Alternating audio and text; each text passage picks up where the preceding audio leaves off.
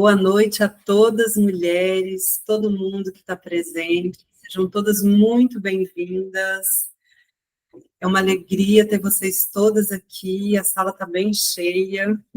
Espero que vocês tenham gostado aí durante esse mês de fevereiro da leitura. Quem não fez a leitura também, que bom que você está aqui, né? Que bom que você está presente, que você veio mesmo assim.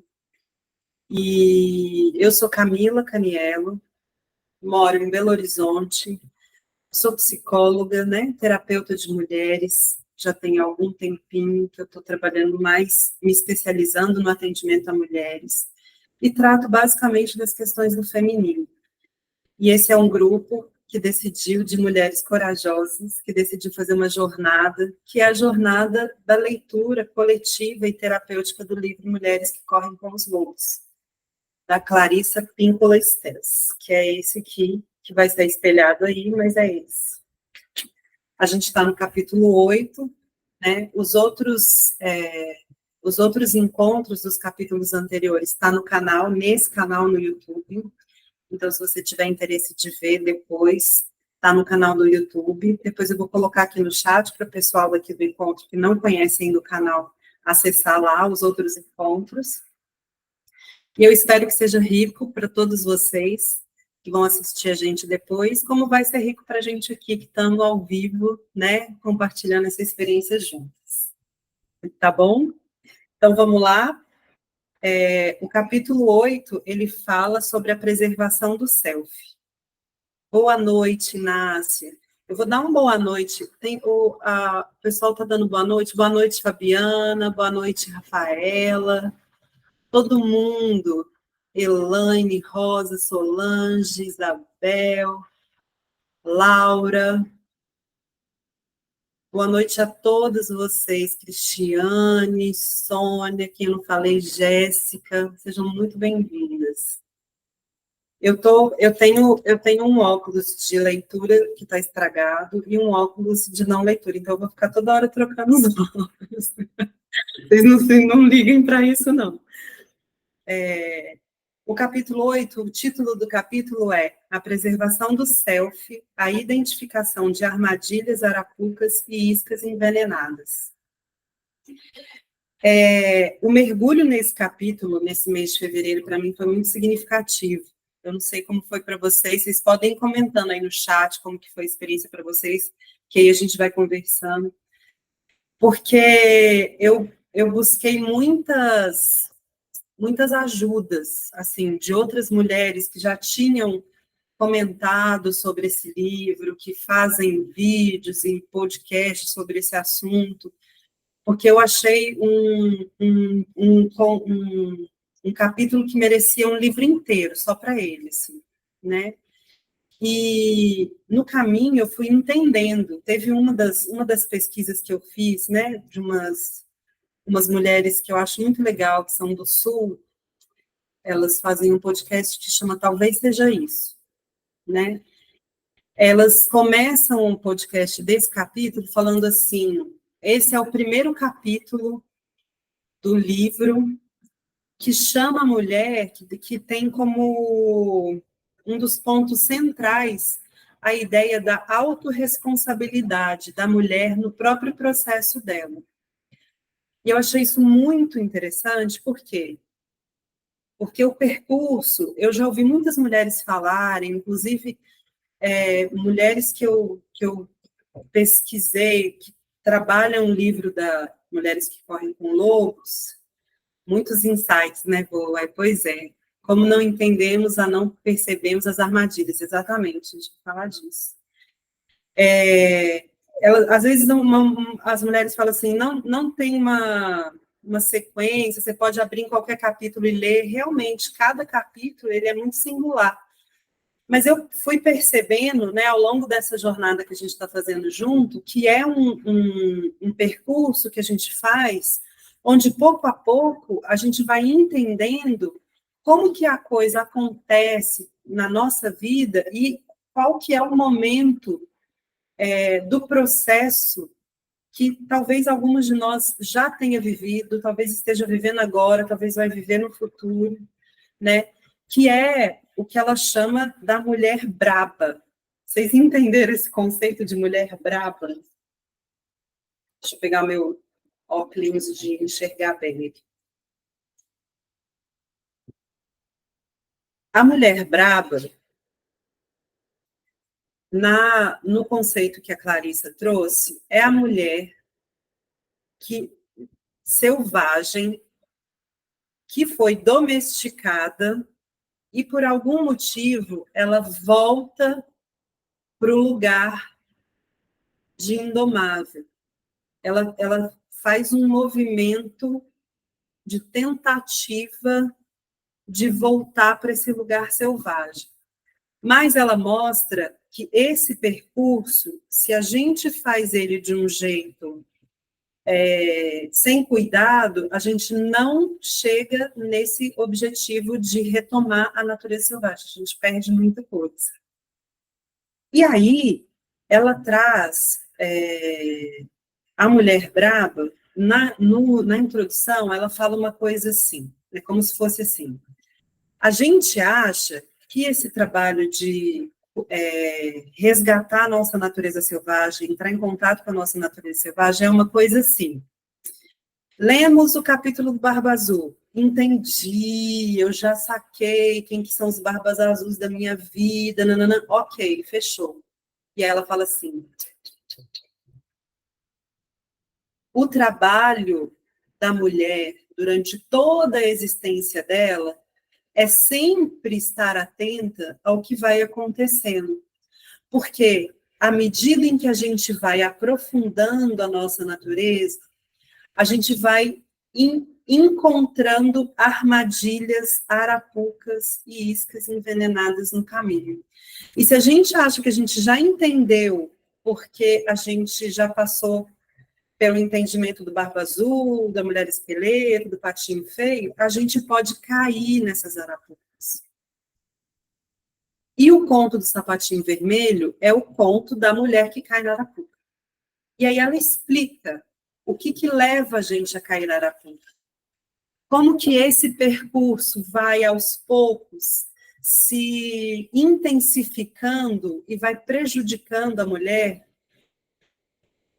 que ela acaba chegando no fundo do poço, né? Ela traz, para quem leu o capítulo, ela traz exemplos de mulheres que são ícones para nós e que morreram muito jovens de forma muito drástica, né? Depois eu vou até dar alguns exemplos assim de filmes, séries, livros que vale a pena a gente ler, porque eles contam essas histórias do sapatinho, ilustrações do sapatinho vermelho. Então, ela fala isso, ela fala assim, a gente precisa ter muito cuidado, porque a gente não vive numa sociedade ideal, onde a natureza selvagem da mulher é vista com bons olhos. Oxalá a gente chegue nesse lugar, a gente está fazendo um processo de caminhar para esse lugar, mas ainda não é possível, né? O nosso contexto contemporâneo, patriarcal, machista, tudo mais, ele está aí imposto para a gente. Então, ela fala assim, então, mulheres, não pensem que isso... Bom dia, tá bom, Lara, que bom que você está aqui, que bom que você veio, pelo menos. Então, ela fala isso. Ela fala assim, gente, vamos prestar atenção no que está aí. A coisa é para sempre, né?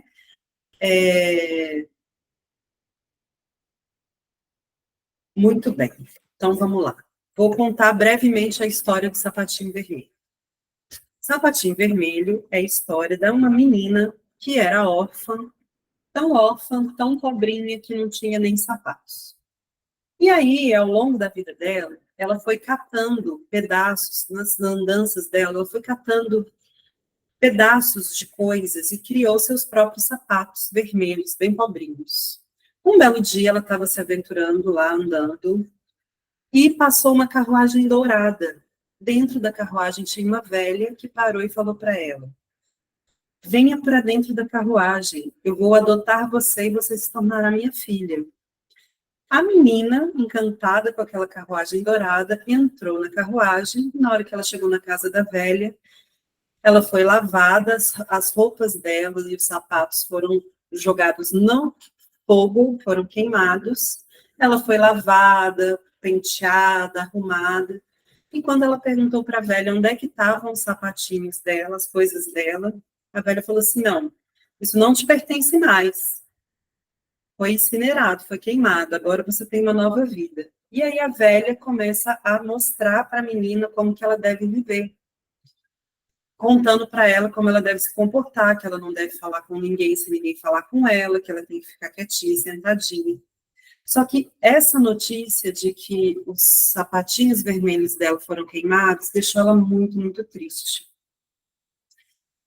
E com uma dor no peito que ela só lembrava dos sapatinhos vermelhos, os sapatinhos dela, né, os sapatinhos que foram queimados. Um belo dia, passando o tempo, chegou o momento da crisma dessa garotinha, e a velha falou assim: vamos comprar sapatos novos para a sua crisma. Na hora que ela chegou na porta da loja de sapato, tinha um sapatinho vermelho, lindo, reluzente. Na hora que eu li isso, eu pensei naquele sapatinho de verniz que a gente tem quando a gente é criança, que brilha, né? Assim, me veio essa imagem na minha cabeça. Tá lá aquele sapatinho lindo, brilhante, vermelho vivo. E aí, como a velha é meio cega, a menina escolhe o sapatinho vermelho e o sapateiro, sacando alguma coisa que não fica muito clara no ponto, deu uma piscadela para ela, falando assim: pode ir que eu tô aqui. E ela compra o sapatinho vermelho sem a velha desconfiar. No dia da crisma, ela tá lá toda linda, exuberante, desfilando seu sapato vermelho, nem aí porque as pessoas falam, e isso causa o maior falatório na igreja. E a velha fica sabendo. E mesmo meio cega, ela fala assim aqui: não, você não pode usar esse sapatinho, você não vai mais usar. E a menina fala: ok, só que os sapatinhos vermelhos não saem da cabeça dela. E aí, quando ela vai na igreja de novo, ela pega o sapatinho para usar. Na hora que ela está indo para a igreja com a velha, eu não sei qual que é o nome que ele coloca aqui, um ex-combatente, um militar, né, ruivo, chama a menina e fala assim: deixa eu limpar seus sapatinhos. Limpa os sapatinhos dela, dá 2 batidinhas no sapatinho e faz uma brincadeira do tipo: estou esperando você para o baile, e dá uma piscadinha. A menina de novo entra na igreja e todo mundo vê o sapatinho dela. E na hora que ela está saindo da igreja, ela começa a dançar e rodopiar. E ela acha isso lindo, maravilhoso. E aí o cocheiro da carruagem tem que segurar ela, porque senão ela ia sair andando. Tira com mais dificuldade o sapatinho vermelho e coloca ele escondido. E a velha fala: você não pode mais usar, isso vai ficar escondido. E aí o sapatinho fica escondido e a menina tenta viver a vida dela. Até que a velha adoece. E a menina vê a oportunidade de pegar o sapatinho vermelho de novo. Ela pega o sapatinho vermelho, coloca e começa a dançar. E ela acha isso maravilhoso. E dança, dança, só que chega uma hora, ela quer ir para a esquerda e o sapatinho vai para a direita. Tem uma hora que ela quer rodar e o sapatinho não quer. E aí ela começa a entender que ela não tem mais controle sobre os sapatos. E vai dançando, dançando, e tenta pedir ajuda para as pessoas e não consegue, até que ela entra num templo e pede ajuda para os seres espirituais do templo, e os seres falam assim aqui: agora não tem mais jeito, você vai dançar até você ficar parecendo um zumbi, e todas as pessoas que você for pedir ajuda vão se distanciar de você, porque elas vão ficar com medo de ficar igual a você. E aí, a menina loucamente dança, dança, e aquilo que no começo parecia gostosinho vira um desespero completo, até que ela vai se aproximando da casa do carrasco, e chega na casa do carrasco e fala assim: pelo amor de Deus, me ajuda a tirar esses sapatos. O carrasco tenta, tenta e não consegue. Ela fala assim: não tem jeito, arranca o pé. E aí, o carrasco arranca o pé, e os sapatinhos com o pé da menina saem, continuam andando, e ela fica sem os pés. E vira uma criada, serviçal, numa casa, e assim acaba a história. Chocante, né? Quando eu coloquei o áudio lá no grupo, as reações foram assim, nossa! Realmente, é uma história chocante. E a Clarissa fala disso. Por que que é chocante? Por que é importante a gente entender esse choque? Quando um conto, ele termina bruscamente, de forma chocante, ele está querendo falar para a gente assim, tem algo muito urgente e importante que você precisa aprender com isso aqui. Chama a nossa atenção pelo escândalo, né, assim, que cria na nossa cabeça. Então, o conto termina assim, significa que o quê? Estamos diante de algo urgente, importante, perigoso, que a gente tem que tomar cuidado, né? Muito bem, vamos tentar entender a simbologia desse conto, que é algo muito, muito difícil e, ao mesmo tempo, profundo e, ao mesmo tempo, simples. Porque, no fim das contas, todas nós já vivemos alguma dessas etapas, ou todas, em alguma medida, né? Então, talvez vocês vão se reconhecer. A primeira coisa que eu gosto sempre de frisar para vocês é que, apesar da gente conseguir identificar os elementos simbólicos do conto na nossa realidade externa, né? Quando a gente fala do Barba Azul, do cara sedutor, o patinho feio, os amigos que fazem isso com a gente. Todo conto da Clarissa está falando de uma estrutura psíquica interna, ou seja, todos os personagens desse conto estão presentes dentro de nós. E é importante a gente entender isso, porque a gente vai fazer sempre esse paralelo hoje. A gente vai falar um pouco do que é externo, mas a gente vai falar muito do que é interno. Por quê? Porque esse é um dos objetivos da Clarissa nesse capítulo. É chamar a nossa atenção para qual que é a nossa responsabilidade e a nossa percepção, como que a gente tem que estar diante das coisas da vida para a gente não cair nessas arapucas, nessas armadilhas.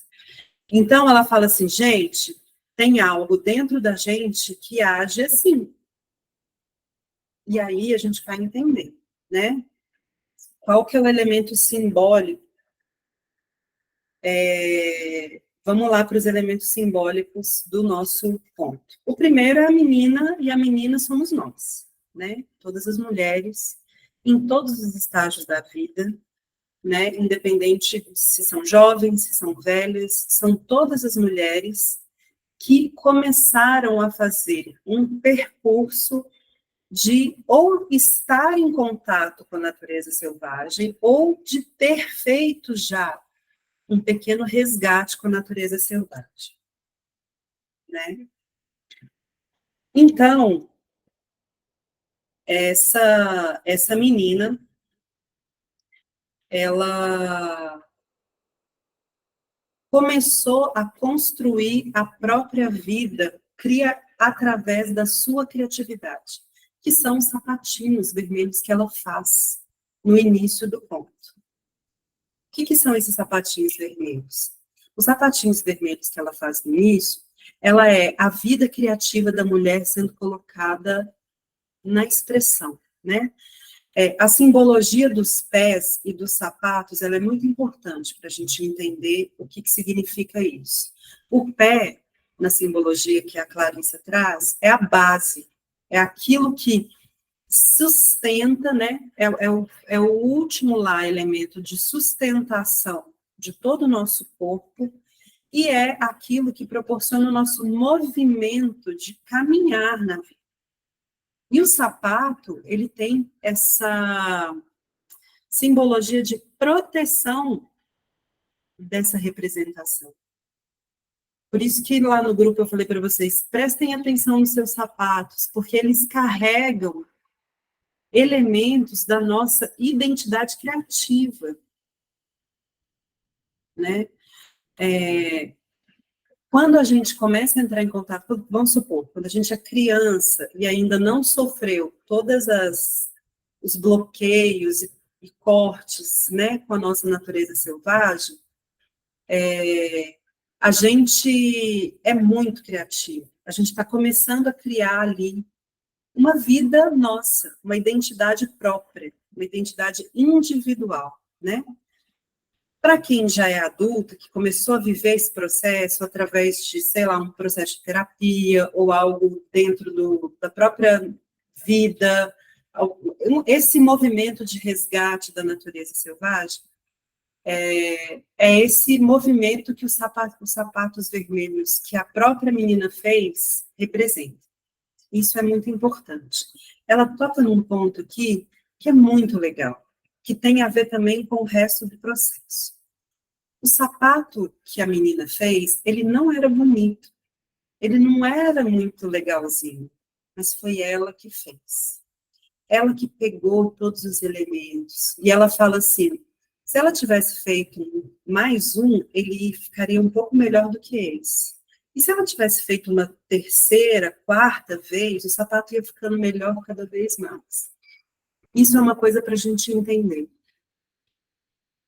As coisas que a gente começa a fazer, elas não vão ficar perfeitas no início. Quando a gente está buscando a nossa natureza selvagem, a gente vai cair muitas vezes. A gente vai cair no ponto do barba azul muitas vezes. A gente vai cair no ponto do patinho feio algumas vezes. Por quê? Porque a gente está no caminho de iniciação do processo. Por isso que é importante a gente entender que esse caminho da natureza selvagem é algo constante que a gente vai fazer durante a nossa vida inteira. Dependendo de qual ciclo da vida que a gente está, as coisas que a gente vive, as mudanças que vão acontecendo. E ela vai falar assim, isso não é um problema. O nosso sapatinho não está bonito, não é um problema. Aliás, é lindo, por quê? Porque é a expressão da nossa alma criativa, da nossa identidade enquanto mulher sendo colocada no mundo. E criando, olha que bonito, uma proteção para esse movimento natural da mulher, para essa sustentação da nossa mulher selvagem. Então, esse sapatinho aí, no início do conto, parece que ele não tem muita importância, mas ele é muito importante, né? E aí, ela fala sobre o sapatinho vermelho, o outro, né? Qual que é a diferença? Deixa eu só ver se eu não estou fazendo nenhuma confusão. Isso. Isso, aí ela fala... Não, mentira.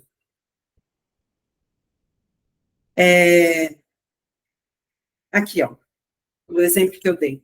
Página 256, lá no penúltimo capítulo. Ela fala assim, se a criança for deixada em paz, ela fará outro par de sapatos vermelhos, mais um, e ainda outro, até que eles não saiam tão grosseiros. Ela irá progredir. No entanto, ainda superior à sua maravilhosa exibição de engenhosidade e a capacidade de prosperar em circunstâncias difíceis, o fato notável é que esses sapatos feitos por ela lhe proporcionaram uma alegria imensa. Isso é muito importante. Uma alegria imensa. A alegria é a seiva da vida, o alimento do espírito e a vida da alma reunidos num só. Ou seja, isso aqui, ó, isso aqui, essa alegria é que a menina vai procurar nos sapatos vermelhos lá do sapateiro. E essa alegria, ela vem como consequência da minha engenhosidade e a minha capacidade de prosperar em circunstâncias difíceis. A minha alegria, ela vem do fato de eu ter tido capacidade de fazer o sapatinho vermelho meu. Essa alegria, gente, a gente só consegue nesse caminho. É isso que ela está querendo dizer. Nesse caminho de dificuldade, de circunstância difícil. É olhar para o nossa obra, feita das nossas próprias mãos, e falar assim, Caraca, página 256, viu? No penúltimo parágrafo. E aí ela diz assim, quando a gente está começando, olha que legal, a gente pode usar isso para entender sobre a natureza selvagem, mas a gente pode usar isso qualquer coisa que a gente vai começar na nossa vida. Quando a gente está começando algo,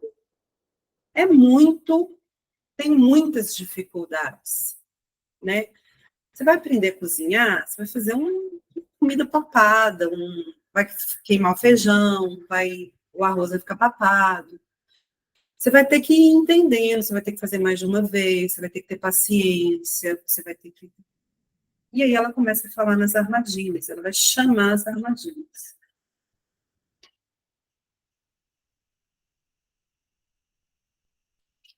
Isso, deixa eu só achar aqui.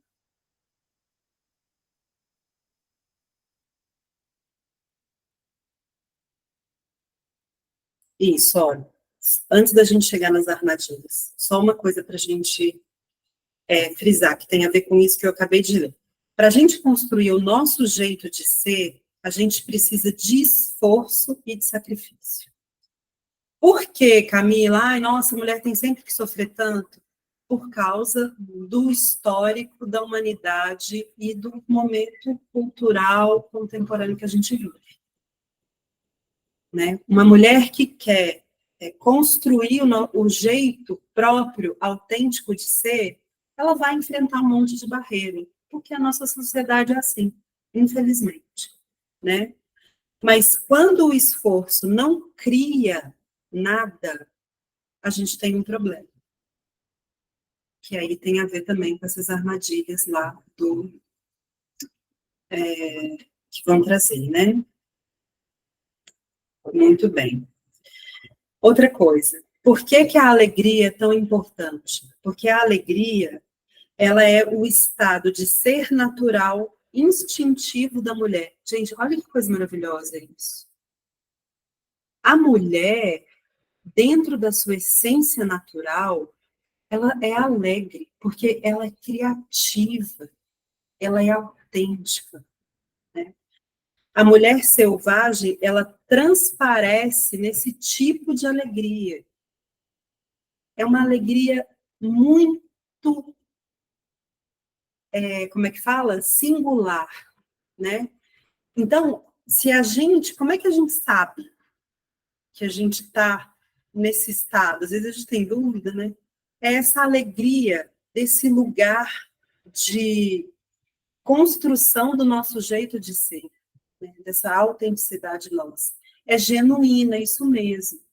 Né? Essa alegria do tipo, caraca, que legal que é me relacionar com a vida e construir a partir das minhas próprias mãos, né? A primeira vez que eu sentei no meu apartamento e eu vi que os meus móveis não eram mais de segunda mão, eu falei assim, Camila, você construiu isso tudo.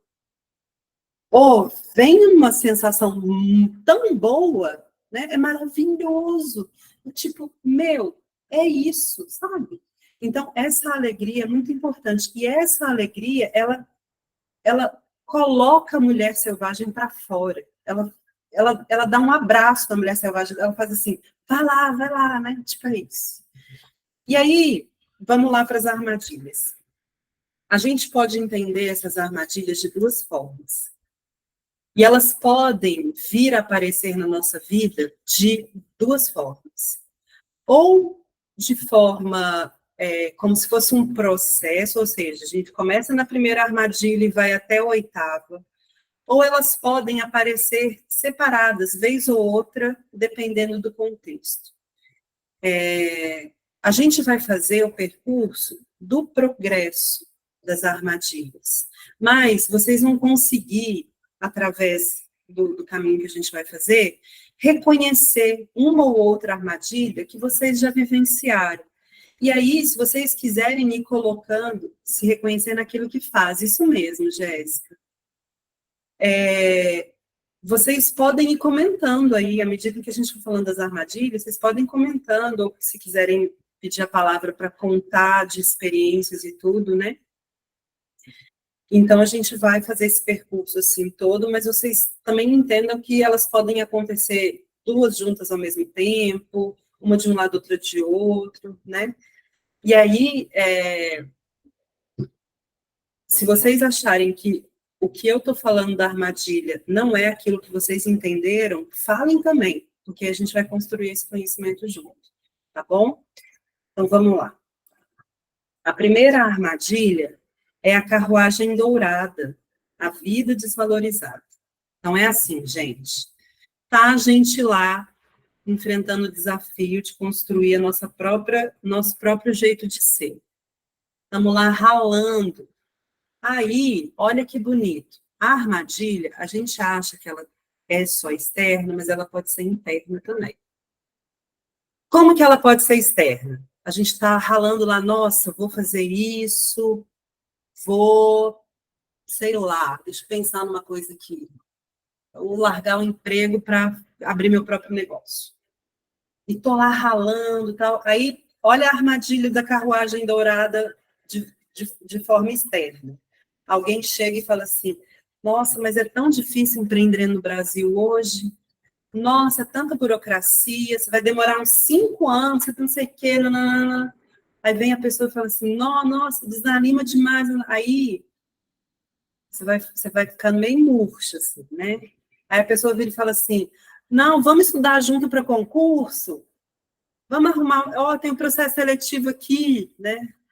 A mãe manda lá no WhatsApp assim, edital de concurso, edital de processo seletivo.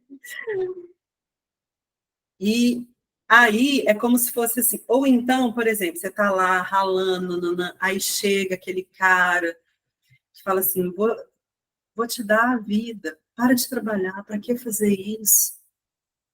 Não, vamos morar junto. Aí você pode fazer as coisas com calma, você vai cuidar dos nossos filhos. É como se fosse assim, gente. A carruagem dourada, ela aparece num momento em que a gente está numa baixa de energia nesse nosso processo. Então, assim, ou a gente está passando por um desafio, ou está difícil demais e a gente não está perdendo as esperanças, ou a gente está lá no meio do corre e aparece uma oportunidade que parece que é irrecusável, né? Você está lá montando seu empreendimento, aí chega aquele chefe antigo e fala assim, Camila, a gente tem uma oportunidade de emprego para você, você vai ganhar 3 vezes o salário que você ganhava, você vai trabalhar 2 horas a menos por dia, vou aumentar seu vale alimentação. Aí você fala assim, essa é a carruagem dourada. É a vida desvalorizada. Que vida? A vida selvagem. Às vezes a gente faz isso com a gente fala assim, nossa, está tão difícil. Eu passei por isso recentemente. Teve uma crise, tive que fechar o espaço onde eu trabalhava com outras mulheres, foi um período muito difícil, e eu pensei assim, vou trabalhar, vou estudar para concurso. Oi, Jéssica, pode falar. Pode terminar, Camila. Não, é isso mesmo. Abre a câmera para a gente te ver. Eu ia falar isso agora, gente, eu estou muito feia, mas é assim mesmo que eu vou aparecer, né? Então, Camila, você falando isso, né, eu fui pensar numa coisa. A minha mãe, isso eu fui entender agora, que eu já estou mais velha, casada, porque até então eu não entendia, né, era o embatimento, meu pai sempre era o certo. A minha mãe, ela era concursada, pedagoga, ela exonerou para abrir uma escolinha com meu pai, então era um sonho dos dois, eu não sei em que medida que era dele ou dela, né, mas abdicou, ela exonerou, com 2 filhos pequenos, eu e meu irmão, e abriu uma escolinha, ficou muitos anos, um período deu certo, depois não deu certo mais, fechou, e meu pai passou num concurso da Caixa Econômica. Moral da história, minha mãe hoje tem quase 60, era para já estar aposentada, sem a reforma da Previdência, que ela ia estar com uma aposentadoria boa, trabalhando naquilo que ela estudou, com criança, e meu pai, depois de tentar esse empreendimento com toda a ajuda dela, com certeza, não deu certo, ele teve as condições de estudar para um concurso, né? E hoje já está quase se aposentando como gerente da Caixa Econômica. Então, assim, com todo o suporte da minha mãe, cuidando de mim, e do meu irmão, para ele estudar para esse concurso, né? E hoje a minha mãe fala muito disso, e eu percebo tanto que ela perdeu a sua natureza selvagem por abdicar a isso, né? E, e eu sou professora, trabalhava no município, em Uberlândia, numa escola de periferia, salário base R$ 2.000. E meu esposo virou para mim e falou assim: Nossa, amor, se você tivesse feito um concurso para um banco, porque eu já estava há 7 anos trabalhando na periferia, como concursada da periferia, da prefeitura. Sim. Se você estivesse trabalhando num banco, você já estava bem, e realmente, né, quase 10 anos de carreira. E aí, assim, eu era muito certa daquilo, que eu era muito feliz, mas realmente a questão de, assim, você já está com quase 10 anos de carreira, e já tem pessoas na família da sua idade, porque estava numa área administrativa, já avançando em questão financeira, a carruagem dourada. Sim. E eu falei, meu marido, não quero área de banco, eu sou feliz e tal. E depois de um tempo ele também falou assim, porque eu trabalhava só um cargo, eu era uma das poucas professoras que trabalhava só um cargo, porque quem é que conseguia viver com R$ 2.000, né? Mas eu não tinha filho, sempre tive a ajuda dos meus pais até o momento de eu casar, então assim, era para viver por mim, e meu marido trabalhava também. E aí ele falava, depois de um tempo, por que você não pega outro cargo? Todo mundo trabalha 2 cargos, todo mundo trabalha 8 horas por dia, e eu trabalhava só na parte da manhã, por uma escolha minha, para eu fazer um mestrado, para eu fazer um doutorado, e para eu falava assim para ele, olha, eu quero ganhar mais do que eu ganho hoje, trabalhando menos do que eu trabalho, e tem concurso para isso. Se eu pegar outro cargo, eu vou ficar ganhando, vai subir nosso salário, mas eu vou ficar trabalhando demais e vou ter que ficar assim a vida inteira, porque não tem plano de carreira, não tem como eu falar, a qualidade de vida vai melhorando. Mas por um momento eu cheguei a pensar em fazer um outro concurso. E aí, a carruagem é super tentadora, né? E aí, só para finalizar a minha fala, eu já estava prestando concurso há um tempo, fazendo uns 2 anos que eu estava prestando concurso, e eu já pensei assim, eu não vou passar tão cedo no concurso federal, e eu vou ter que arrumar outro cargo mesmo, porque já estava ficando assim, insustentável ficar só um cargo, já estava acabando o doutorado, como é que eu ia justificar não estar num período livre? Porque a gente não pode estar livre, né? Parece que é pecado a gente estar cuidando da gente, ter um período livre para ir na academia. E aí eu fiz uma especialização para eu ser supervisora escolar, porque eu falei assim, 2 cargos dentro de sala de aula eu não consigo, e eu via minhas colegas professoras, quão desgastante é, né, sair de um turno, almoçava correndo e pegava outro turno até 5h30, eu falava, isso eu não dou conta, só que eu vou ter que pegar um outro cargo, pela questão financeira, e porque eu tenho que trabalhar um outro horário. Aí eu fiz uma pós-graduação à distância, peguei o certificado, saiu um concurso em Uberlândia para supervisão, eu passei no concurso, fui chamada. Só que até eu passei no concurso, só que do período de eu passar para me chamar para supervisão, aí eu pensei, vou dar aula de manhã e vou ser supervisora à tarde, para eu não entrar em sala nos 2 cargos, mas mesmo assim seria pesado. Só que nesse meio termo, até a posse do Estado, eu fui aprovada no concurso da Rede Federal, como professora, que era o que eu tanto queria, que era o que eu falava com meu esposo, que era, vou ganhar muito mais do que eu ganho, sem precisar estar em 2 cargos, pegando 10 aulas, tem plano de carreira, poucas aulas semanais. E aí eu penso, se esse concurso tivesse demorado um pouquinho mais para eu conseguir aprovação, eu teria desistido um pouquinho, quase chegando, e estaria hoje trabalhando como professora de manhã, supervisora à tarde, que também não seria fácil, e jamais teria condição de passar no concurso, que era o que eu queria, que era um do Instituto Federal. Sim. Só que aí, outra pergunta que eu me faço, se eu fosse mãe, eu já teria sucumbido, porque eu ganhar um salário base de R$ 2.000 e abdicar de uma coisa, para mim é uma coisa. Eu acho que tem a ver também com isso que a Camila colocou. Antes de eu comentar o da Camila, tem outras 2 comentários que eles falam assim, desse jeito, e desse jeito tudo para ter uma coisa fixa. Isso. A carruagem, a Vilma perguntou, a carruagem pode ser comparada à zona de conforto? De alguma forma, sim, Vilma. Essa coisa de ter uma coisa fixa, gente, ela tem a ver com a mentalidade da comunidade que a gente está próximo, né?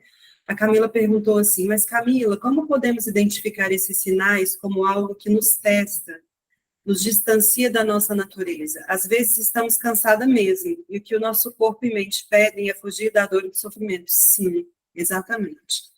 O que a gente está falando aqui é que existe um movimento nosso de realização da nossa pessoa que passa por vários lugares, né? A Jéssica estava falando aqui de um desejo que passa pelo lugar dessa estabilidade concursada dentro de um esquema muito bem definido na cabeça dela, e que ela não abriu mão, né? Às vezes é mais difícil, às vezes a gente está cansada, e aí, Camila, que é importante, eu não quero dar spoiler, porque a gente vai falar, eu vou responder essa sua pergunta lá no finalzinho, porque ela dá a solução para essas armadilhas, né? Ela fala para a gente, mas primeiro ela fala assim, lembrem do patinho, vocês lembram do patinho feio? Não desistam. Porque, no fundo, a satisfação, ela vai vir de um lugar muito mais precioso, né? Não desistam do caminho mais difícil, às vezes. Mas como que eu identifico que não é um caminho só difícil, que não vai me levar a lugar nenhum, né? E tem a ver com essa coisa da alegria, sabe, Camila?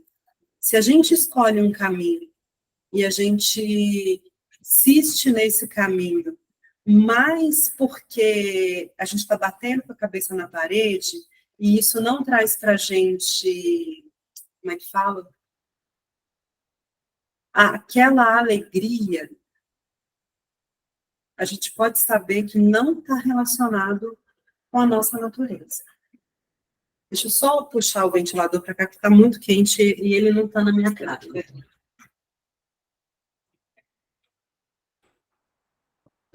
Então, eu acho que um dos sinais que tem, eu acho que é esse, da gente, mesmo não tendo conseguindo, mesmo diante de algumas coisas, a gente sentir pelo menos um vislumbre dessa alegria autêntica, né? Então, é isso. Eu quero só, Jéssica, deixa eu só perguntar para você, que eu estou olhando aqui com uma questão de horário. A gente ainda tem 7 armadilhas para falar e 1 hora para falar. A Solange quer falar também? Deixa eu dar a palavra para a Jéssica, Solange, se for o caso. Vai lá, Jéssica. Ela deve estar com o microfone aberto, sem ver.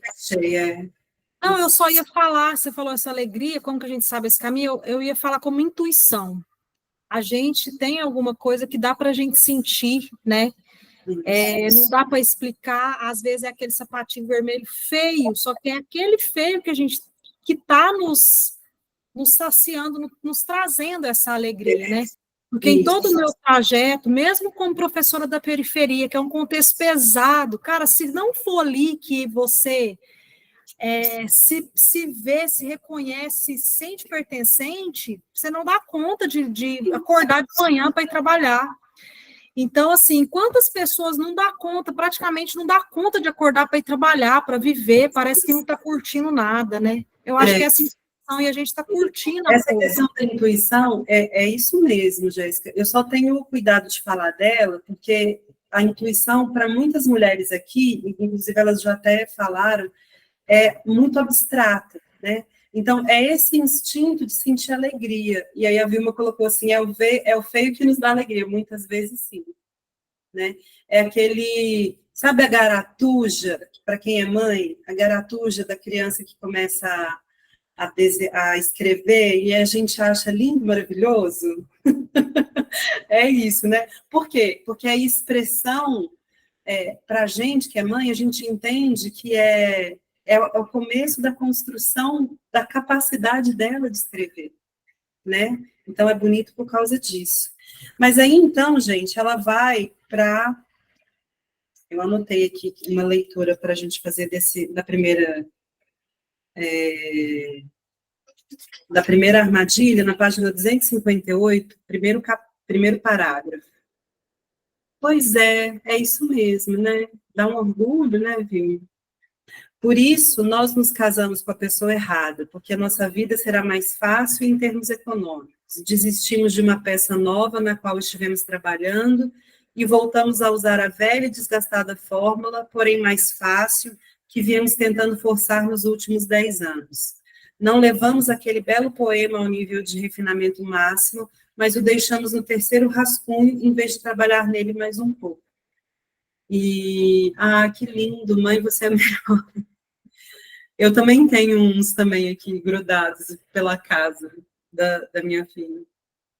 Então, é um pouco isso, né, assim, às vezes, esse cansaço que a Camila está falando, foi legal você ter colocado isso, Camila, porque esse cansaço que você está falando, ele também tem a ver com uma ideia que a gente cria para a gente, de que a coisa não vai dar certo, que a gente não é bom o suficiente.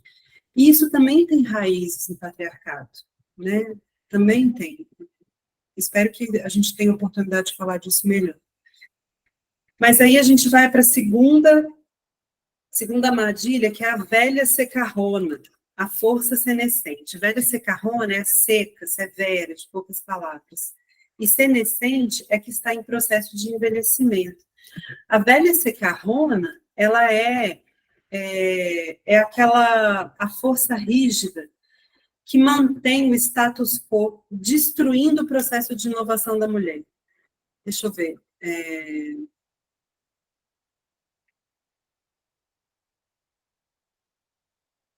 Sim. Camila, isso. Essa alegria não é o ser feliz como um todo, né?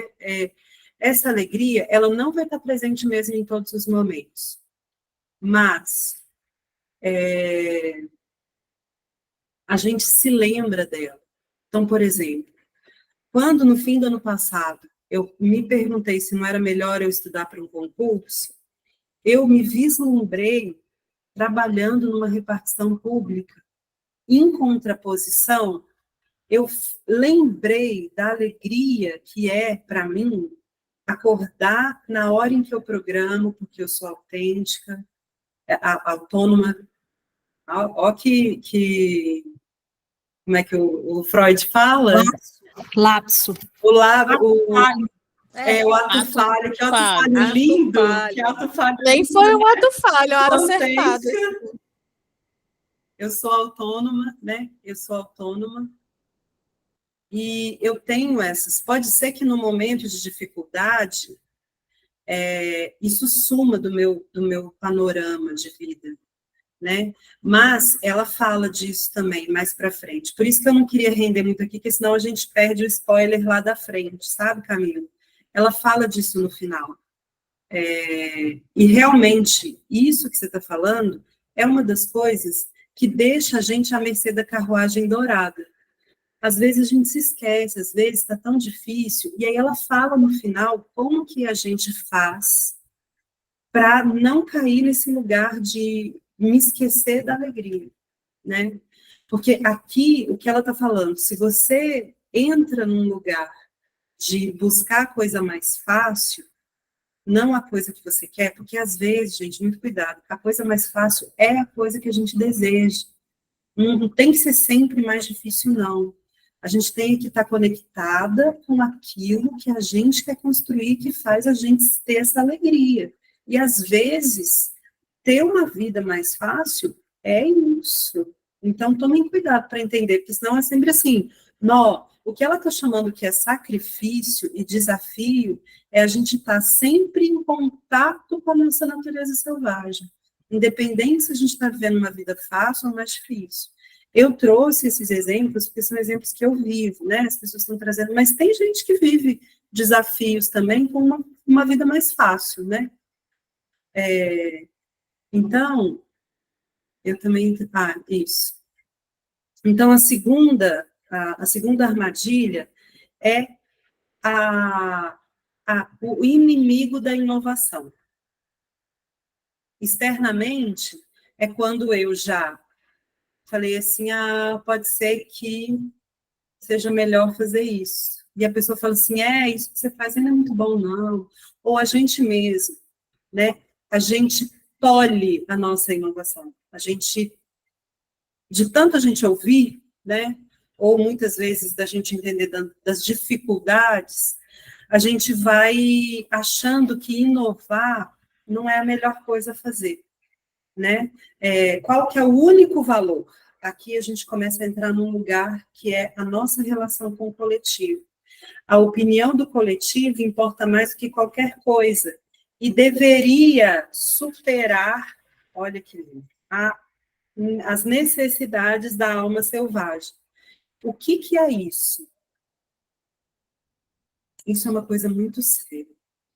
Isso diz de uma carência nossa de pertencimento, e a gente vai voltar lá no ponto do patinho feio, né? Todo esse caminho de pertencimento do coletivo, que nesse caminho que a gente faz de busca, eu não esqueci de você não, tá, Camila?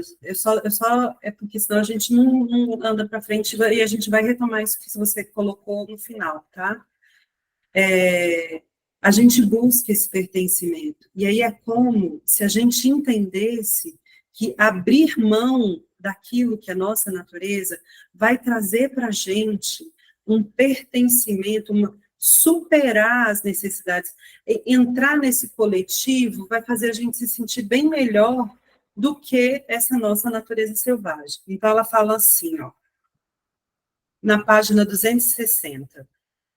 Bem no primeiro parágrafo, no meio dele, fala assim: somos influenciados por inúmeros coletivos, tanto pelos grupos aos quais nos associamos, quanto por aqueles os quais não somos integrantes. A gente é influenciado o tempo todo por esses grupos.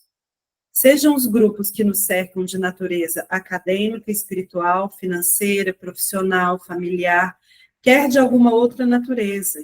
E cada grupo, gente, impõe poderosas recompensas e punições aos seus membros e aos não membros com idêntica aplicação. O que ela está falando aqui? A gente vive em coletivos. Quando a gente nasce, o nosso coletivo, o nosso mundo é a nossa família. Primeiro a família nuclear, depois a família extensiva. Depois, a gente vai para um outro coletivo, que é a escola. Aí depois tem o outro, que é a igreja, se a nossa família tem uma religião. Depois a gente vai para o coletivo do time de futebol da rua, da aula de natação, né? A gente vai entrando em coletivos, e cada coletivo tem suas regras rígidas, que mantém a tradição daquele coletivo. Então, o que ela diz? Eles operam de modo a influenciar e controlar todas as áreas possíveis, desde os nossos pensamentos até nossas escolhas de parceiro, trabalho da nossa vida, né? Eles podem também depreciar ou desestimular os esforços que não se harmonizem com suas preferências. Então, por exemplo, se eu estou numa escola, né? Se eu sou lá uma jovem, uma criança, uma adolescente, que eu estou numa escola, que é um coletivo, cheio de regras, bem estabelecidas, e a minha natureza selvagem, ela vai contra essas regras, eu vou ser severamente punida, né? E a gente introjeta isso, minhas amigas. Não acho que é só o que é externo faz isso com a gente. Quando a gente está numa família e a gente quer pertencer a essa família, a gente adota esses elementos rígidos e essas regras, e a gente toma isso como verdade para a gente. Aí começa, dentro da gente, a nossa luta entre o que é da natureza selvagem e o que é do coletivo. E aí, ó, dá ruim muitas vezes, né? Porque, então eu tenho que abrir mão disso pelo coletivo, ou eu tenho que olhar para isso e ir contra o coletivo. Olha como é difícil, principalmente com uma mulher, né? E aí, mais lá para baixo, no terceiro capítulo da mesma página, ela fala assim: obedecer a um sistema de valores tão desprovido de vida provoca uma perda extrema de vínculo com a alma. Isso mesmo, a ovelha negra. Mas, Vilma, é interessante você colocar isso, porque ela fala, ovelha negra por ovelha negra, tem que tomar cuidado, porque a gente vai entender lá a dança do sapatinho vermelho, é uma ovelha negra, que não está ligada com a natureza selvagem, ela está buscando, tem ovelha negra, né, que está buscando, e eu não gosto dessa expressão ovelha negra, eu acho muito racista, mas sim, ela está buscando suprir a fome da alma dela. E aí ela pode não estar indo atrás de restaurar a natureza selvagem dela. Ela está sendo rebelde, mas de um outro lugar. É o que a gente vai ver também nesse percurso, né?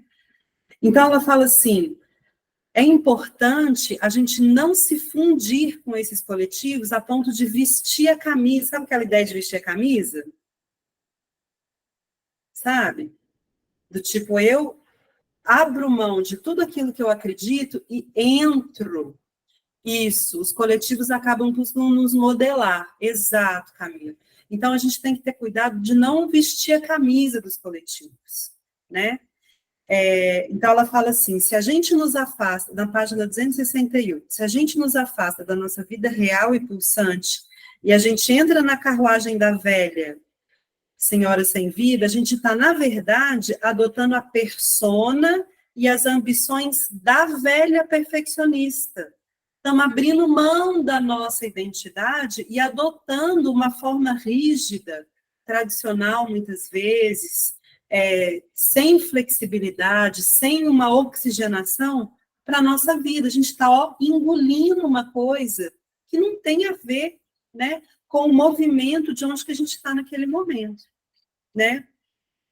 Então, essa é a segunda armadilha. Então, eu estou lá cansada, vem alguém que me faz uma proposta, ou eu mesmo vou para uma proposta, e aí eu entro num coletivo e visto a camisa do coletivo.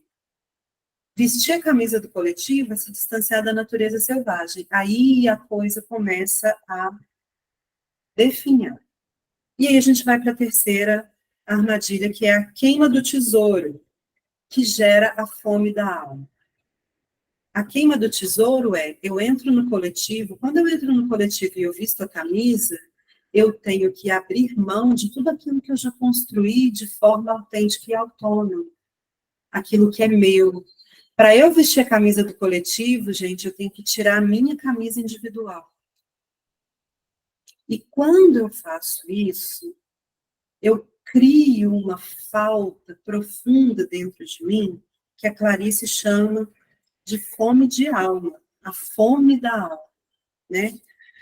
Os sapatos vermelhos são reduzidos a cinzas quando agimos e somos de qualquer modo que diminua as nossas vidas, e faz com que a gente abra mão daquilo que a gente é, daquilo que a gente conquistou, né? Isso se traduz em, olha que legal, falta de uso daquilo que nos traz alegria, desvalorização do nosso próprio trabalho, no silêncio que a gente impõe a nós mesmas. Então, o que é essa queima do sapato vermelho? É isso. O ódio que a gente sente pela gente mesma, né, que são os complexos. Eu não sou bonita, eu não sou legal, eu não isso, eu não aquilo. A inveja, e também, de forma externa, a inveja e as atitudes destrutivas do coletivo com o qual eu estou me relacionando. Isso gera o quê, gente? Uma estagnação. Se eu visto a camisa do coletivo, acabou a minha criatividade. Eu viro boi de piranha. Preservar nossa essência, individualidade, conseguir sobreviver íntegra nesses coletivos. Exatamente, Nácia. Mas é uma dança, é a dança da mulher selvagem, não é a dança dos sapatinhos vermelhos. A gente tem que ter essa percepção, que é o que a Clarissa fala no final do capítulo, né? Então, o que isso acontece? Essa estagnação. Nossa, gente, eu já cansei de ouvir nos meus consultórios mulheres bem-sucedidas profissionalmente, casadas, com filhos, ou mesmo solteiras, que viram para mim e falam assim, parece que eu estou vendo a minha vida passar. eu tenho um tédio, eu não consigo ter gosto pela vida. Assim, gente, isso dá no consultório às pencas, né? Esse é o sinal da fome de alma da mulher, né?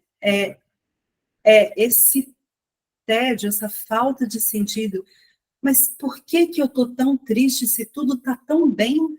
Eu sou, sei lá, dentro da minha religião, eu estou inserida, eu estou, né? Eu tenho lá, nananã, eu tenho vários amigos, eu tenho um parceiro, uma parceira, eu estou trabalhando. Por que eu não me sinto feliz? Esse é o primeiro sinal da fome de alma. Ela fala isso, Camila. Não é o vazio dos budistas, é o vazio da falta, do não preenchido, da perda daquilo que é autenticamente nosso, né? Então ela fala isso. A fome da alma, gente, isso é muito bonito. Se a gente for pensar na estrutura interna, quando a gente abre mão de tudo aquilo que a gente já construiu, a gente está jogando tudo aquilo que a gente já construiu para o nosso inconsciente, ou seja, fica quietinho no porão. Não quero saber de você. Sabe aquela coisa bonita que eu construí? Vai lá para debaixo do porão. Entra para o inconsciente, eu até esqueço que algum dia eu já fiz isso. Eu já fui essa pessoa, né? E isso, gente, deixa a nossa alma faminta, né? Deixa eu achar aqui, que está aqui.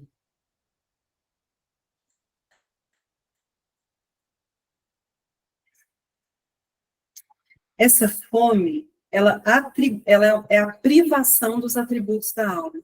Então, é a privação do quê? Da criatividade, da percepção sensorial, dos dons instintivos. Toda situação que priva a mulher disso gera esse vazio, né? E aqui a morte da natureza selvagem começa a se intensificar. Se a gente for pensar na analogia do ponto, para chegar a tirar os nossos pés, arrancar o pé fora, perder esse movimento de vida. E esse movimento está começando a ser perdido aqui, ó, agora, quando eu começo a ter a fome. Por quê, gente? O que é a fome?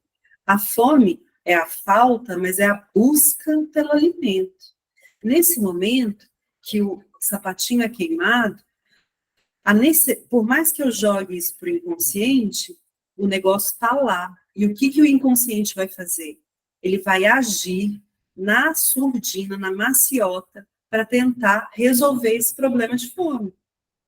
Ele vai tentar trazer de volta toda a criatividade, a percepção sensorial, de qualquer forma. Só que o inconsciente, ele não é a natureza selvagem. Ele é o bicho que foi enjaulado. E o bicho que foi enjaulado, ele está ali, ó, quero sair. De qualquer jeito, quero sair. Então, a fome, ela gera isso, né? Na página 263, no último parágrafo, lá no finzinho, ela fala assim, a ideia de que a fome pode mudar o comportamento... ela fala dos lobos, né? Que os lobos, eles são animais sociáveis, tudo, mas quando eles ficam com fome... Então, ela fala, a ideia de que a fome pode mudar o comportamento dos seres vivos tem grande significado para as mulheres já uma faminta. Porque em 9 entre 10 casos, a mulher com um problema espiritual psicológico que a faz cair em armadilhas e se machucar seriamente é uma mulher cuja alma está sendo atualmente ou foi no passado submetida à fome. Então, a mulher que se autodestrói, ela é uma mulher faminta. Ela foi submetida à fome, né? E essa fome, ela pode vir a qualquer hora, de qualquer lugar, e até mesmo a nossa cultura trazer essa fome para a gente, retirar da gente, falar para a gente que aquilo que a gente é não é bom, não, né? E quando a gente começa a ficar com fome, a gente perde o raciocínio, a gente não age com sagacidade, a gente aceita qualquer coisa, a primeira que vem. Vocês já viram uma pessoa faminta? Tem um poema do Milor Fernandes, eu acho, que ele fala do cara que escafuruncha no lixo e vai comendo qualquer coisa. É um poema, tipo, é isso. Para quem está faminto, um alimento podre é alimento. Então, é isso que ela está falando. A fome, essa coisa do faminto, ela traz essa necessidade de que isso seja associado de qualquer forma, né? E aí ela fala, a experiência da privação significativa cria o trauma de que eu tenho que aproveitar o máximo de tudo, mas de forma superficial, ou seja, o que aparece na minha frente, porque pode acontecer de novo ser privada desse negócio, que é o que fala das armadilhas, né? Então, ali na página 265, o primeiro parágrafo dela fala assim, quando uma mulher passou longos períodos sem seus ciclos ou sem suprir suas necessidades criativas, ela começa a se exceder. Parece estranho. Seja no que for, naquilo que ela encontra pela frente. Álcool, drogas, ok. Mas raiva, espiritualidade, opressão generalizada, promiscuidade, gravidezes, uma mulher que tem 300 milhões de filhos, né?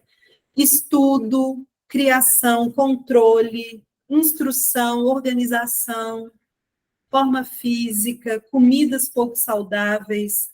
E ela fala, esses são só algumas áreas em que os excessos são comuns para a mulher. Então, ela vai tentar buscar, de alguma forma, aplacar essa fome. Fazendo o que? Isso? Ou super controlo alguém, ou super protejo alguém, ou tenho mania de limpeza, ou trabalho loucamente, ou faço sexo loucamente, ou tenho 1 milhão de homens, ou isso. Eu preciso retomar minha natureza. E a Clarissa fala que isso parece ser a nossa desgraça, mas também é o que nos salva. Porque, independente da morte da natureza, né, desse abotamento da natureza, ela sempre vai buscar se realizar. Por isso que é uma armadilha. Ela pode ser para a gente o retorno do caminho de cultivo da natureza selvagem, mas ela pode ser também um lugar de busca dos excessos. E aí a gente vai falar da armadilha 4, que são os danos aos instintos básicos, que é a consequência do cativeiro. Quando os sapatinhos são queimados, o desenvolvimento do processo de individualização da mulher, ele para. E isso gera a depressão, a confusão mental e as crises de ansiedade, desânimo, e cria aquela ideia da criança boazinha, né? Página 267, deixa eu achar aqui. Onde que eu falei para... sabe quando a gente fala assim que quando a gente olha para uma criança e ela é muito quietinha, que a gente desconfia? É tipo isso. É essa coisa boazinha, né? Quando o sapatinho é queimado, eu tento fazer de tudo ali daquela situação, né? E aí ela fala, lá na página 267, ela fala lá no, deixa eu ver, 1, 2, no terceiro parágrafo, do meio para o fim, assim, da página. O excesso de domesticação se assemelha a proibir que a essência vital saia dançando, que é aquilo que a Inácia falou de dançar. É diferente a essência vital dançar e o sapatinho vermelho dançar.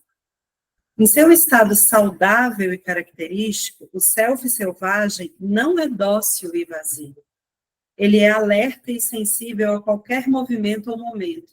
Prestem atenção nessa frase. Ele é alerta e sensível a qualquer movimento ou momento. Ele não se prende a um modelo absoluto e repetitivo para toda e qualquer circunstância. Ele é criativo. Qualquer circunstância me abre para fazer uma coisa diferente, para eu lidar com ela de um jeito novo.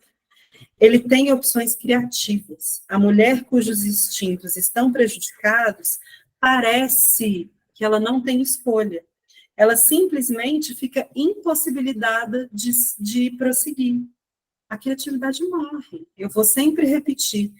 Uma vez eu tive uma cliente que ela falava assim, os meus dias são só uma repetição um do outro. Ela está falando da morte da natureza selvagem dela, né? E aí, continuando lá embaixo,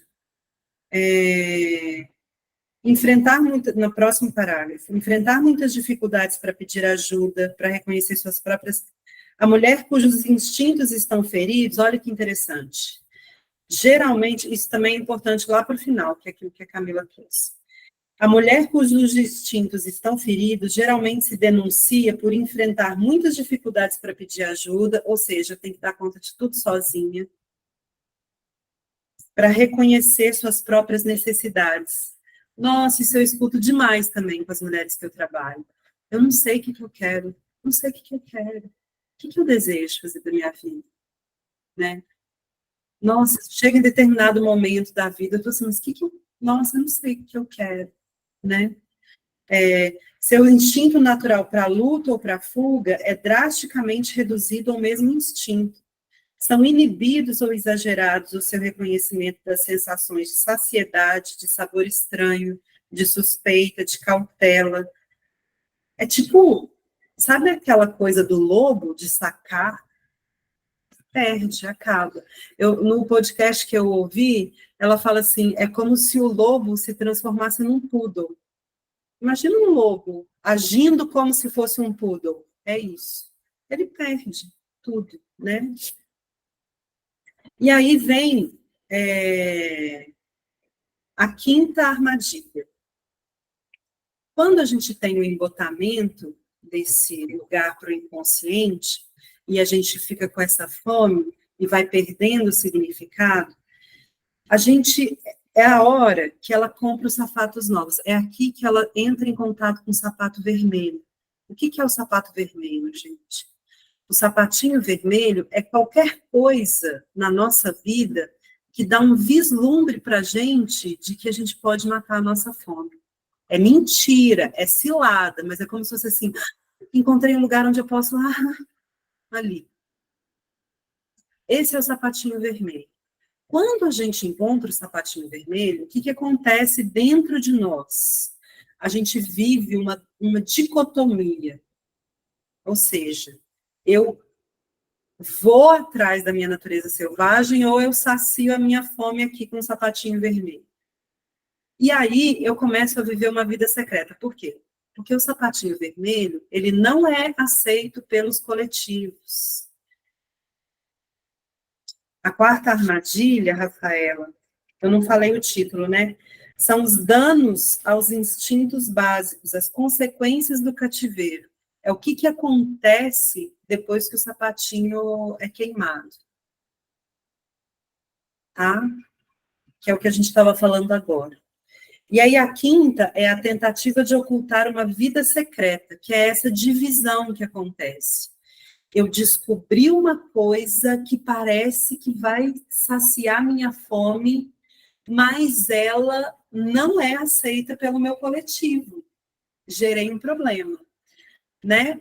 Porque eu tenho medo de sofrer a reprimenda lá da natureza selvagem, mas aqui é uma coisa que dá para eu esconder.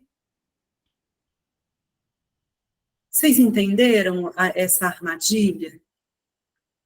O tempo todo a natureza selvagem está chamando, mas aí sempre pode ter alguma coisa que me traz para um lugar do tipo...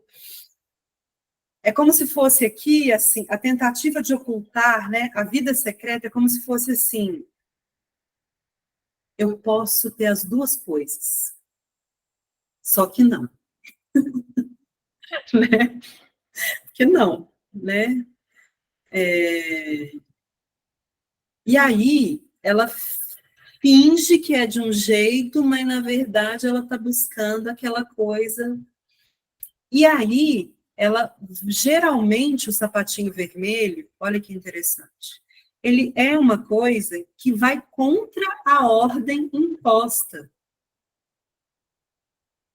aquilo que chama a nossa atenção, a fome, né, que a gente acha que vai saciar a fome, ela é algo que é contrário à forma, né, à ordem imposta. Por quê, gente?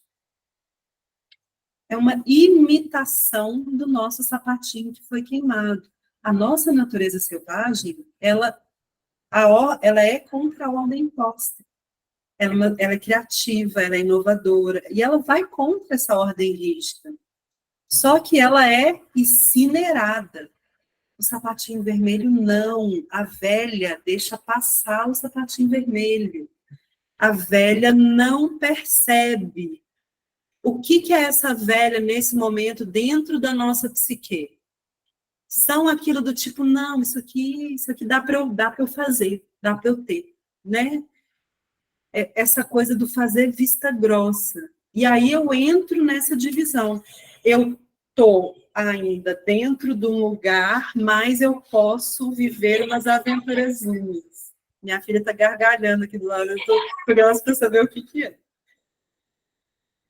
Né? E aí a gente vem para a sexta armadilha. Deixa eu ver só se eu anotei alguma coisa para ler para vocês.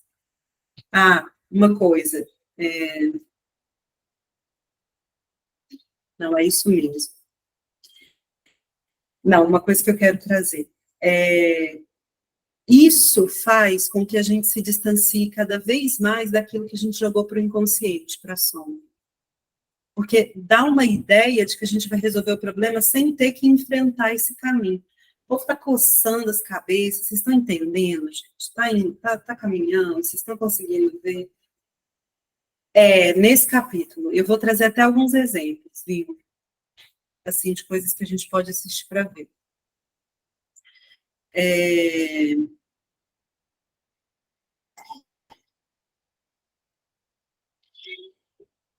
Eu estava falando da sombra, né? Que vai para a sombra. E aí, ele bateu o vento aqui, eu perdi a página. Tá batendo, Elaine, forte? Depois a gente vai tentar conversar sobre isso.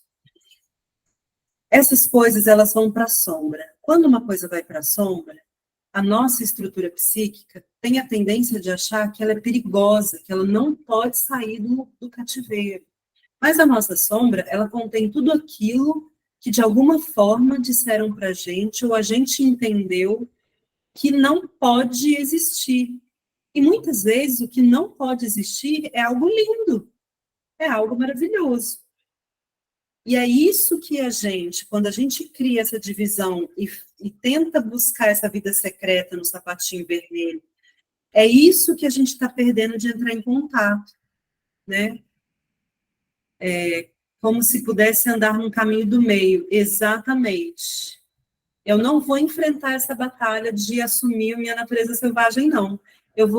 Só que como eu tenho fome, eu vou tentar dar um jeitinho aqui, né? Por quê? Porque eu estou faminta. Né? Detonaram comigo ali, eu estou faminta. Também fala da cura em reconhecer o processo. Exato. A gente vai retomar isso depois, da quinta armadilha e da sexta. E aí, gente, vem o recuo diante do coletivo. A rebelião vai para a sombra. Essa vida dupla, ela também é jogada na sombra. Por quê? Ela é pega no flagra. Né? Ela vai lá para a igreja de sapatinho vermelho, a galera mete o pau nela, e aí ela tem que tirar o sapatinho vermelho. E tenta aí criar uma rebeldia, que é aquilo que a gente estava falando da rebeldia da faminta, da mulher faminta, né?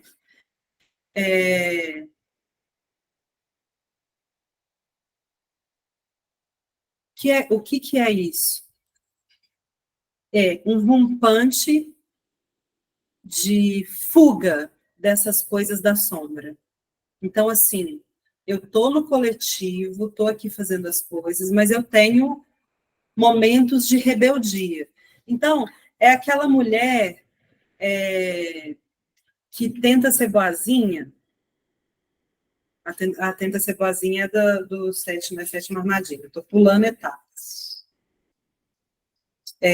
Eu tenho momentos de fuga, ou seja, eu tomo um porre e aí eu causo. É como se o que está embotado lá no inconsciente, que está guardado lá na sombra, ele dá uma fugidinha, assim. E é essa rebeldia, que não tem a ver com aquilo que a gente estava falando antes lá do ovelho, né? É só assim, eu vou me rebelar aqui, pego o sapatinho de novo, mas logo isso faz o quê? Com que a reprimenda ela venha muito maior. Ela usa aqui a expressão de superego, eu não uso, mas é porque ela é analítica, né? Ela é junguiana. É como se fosse, é uma pressão de todos aqueles construtos moralistas, rígidos, severos, antigos, que a gente tem, como se viesse a ressaca moral. É a ressaca moral que faz com que a gente se retraia, né? Volta lá para a sombra. E, às vezes, a ressaca moral ela vem da gente ou ela vem do dedo apontado da nossa comunidade. Fica quieta, não faz, né? Então, é esse recuo diante dessa pressão do coletivo. O coletivo pode ser a ressaca moral que a gente tem dentro da gente mesmo ou do próprio espectro. Aí vem a sétima armadilha, que é a simulação, a tentativa de ser boa. Então, ela diz assim.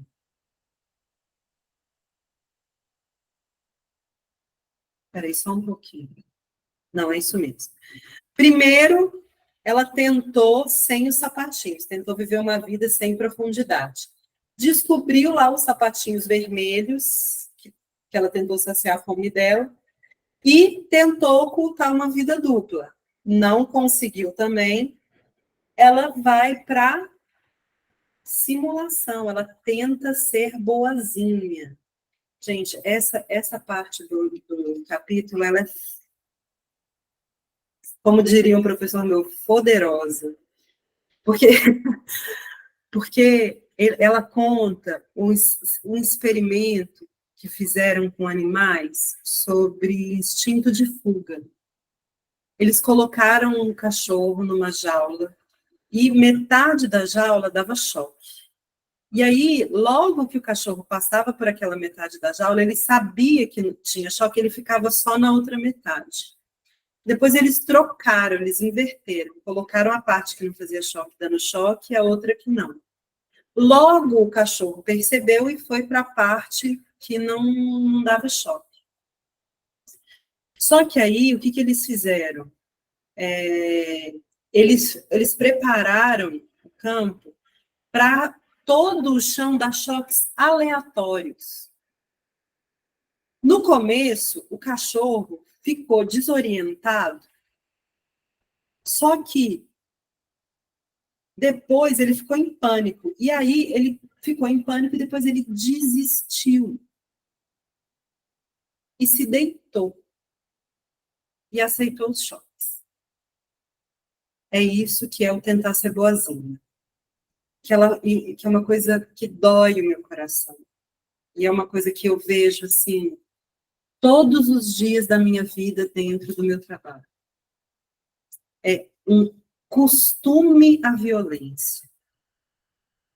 Porque depois ela conta assim, mas a experiência ainda não acabou.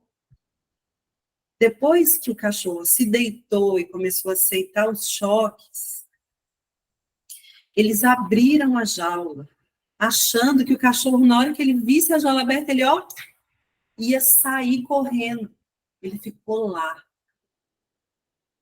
Ele não foi embora.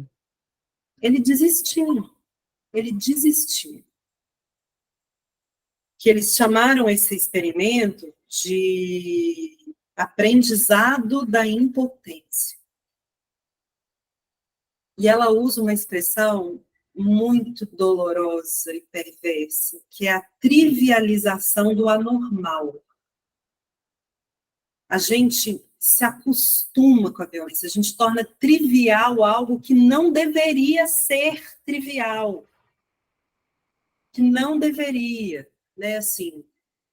Quantas vezes eu ouvi mulheres, homens também, né, pessoas falando para mim, contando casos da vida violentíssimos, de uma forma como se eles estivessem falando da novela, assim. É um lugar onde eu desisti, eu desisto, eu entrego as fichas, jogo fora, né? Isso é tipo jogar o último pá de cal na natureza selvagem. E dá para entender esse caminho. Cara, eu tentei de tudo, né? Quando eu entrei na carruagem dourada, eu tentei viver uma vida sem meus sapatinhos. Achei com os sapatinhos vermelhos do sapateiro, eu achei uma forma de tentar resolver isso, não resolvi. Isso gerou consequência para mim, que é essa rebeldia, essa tentativa. Depois eu fui de novo e o coletivo me reprimiu de novo. Aí, cara, eu desisto. Eu vou ser essa boazinha aí. Eu vou ficar depressiva, eu vou morrer aí nesse lugar. Isso é triste de ver. Porque é muito mais difícil quando a gente chega nesse estágio. Né? É muito mais difícil. Só que tem uma coisa que eu coloquei de ler aqui. Na página 282, o segundo parágrafo. Podemos concluir, a partir de acontecimentos semelhantes ocorridos durante toda a nossa vida, que quando as mulheres não falam, quando é insuficiente o número de pessoas a falar, e a gente está falando, ela está chamando a gente para não trivializar o anormal. A voz da mulher selvagem se cala, e com isso o mundo também se cala de tudo que é natural e selvagem. Acabam também se calando os lobos, os ursos, as aves de rapina, os cantos, danças e criações. O amar, o consertar e o manter. O ar, a água e as vozes da consciência. É isso que acontece. Quando a mulher, ela perde, ela desiste, o mundo inteiro está perdendo. Então, quando a voz da mulher se cala, quando as mulheres param de falar, quando todo mundo para de falar sobre o abuso que é, a violência que é feita, tudo morre, a gente perde tudo. Né? Então, isso é muito triste.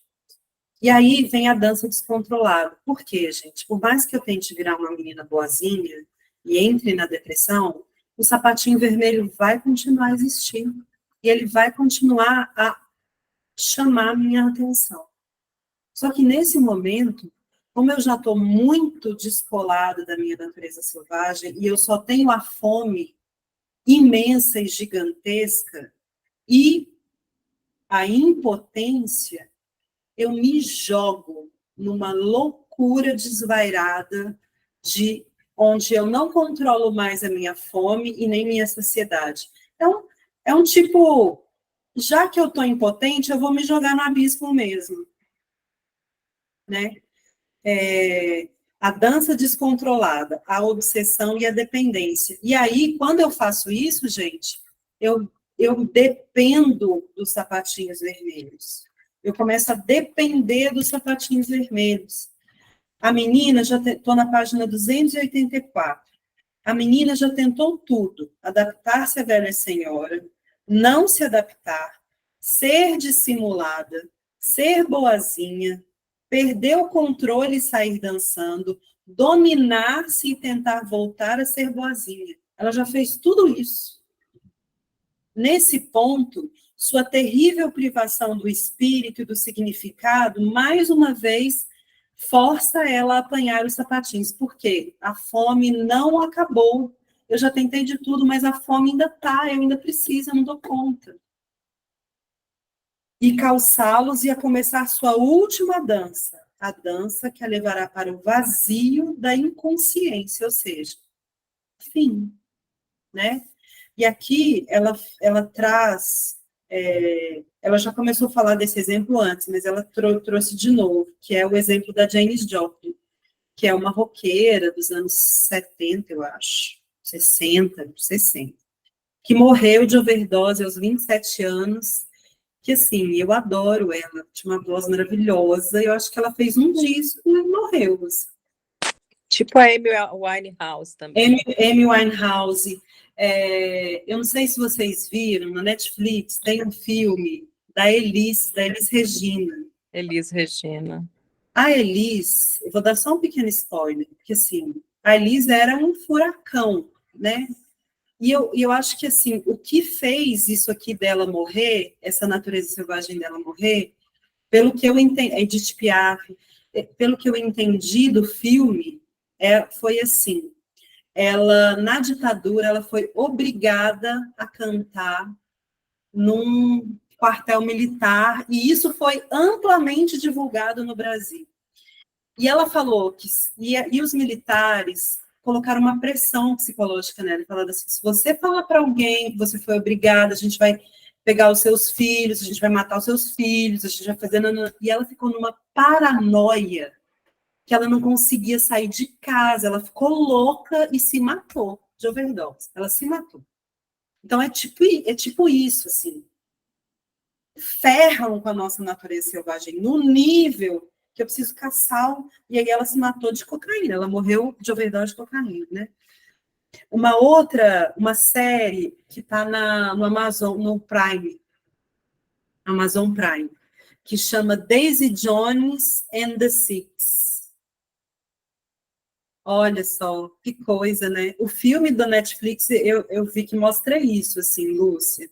Depois vocês dão uma olhada lá. Chama, a série da Amazon Prime chama Daisy Jones and the Six. Essa série parece que é um documentário de uma banda famosa dos anos 60, mas é fictício, é um documentário fictício.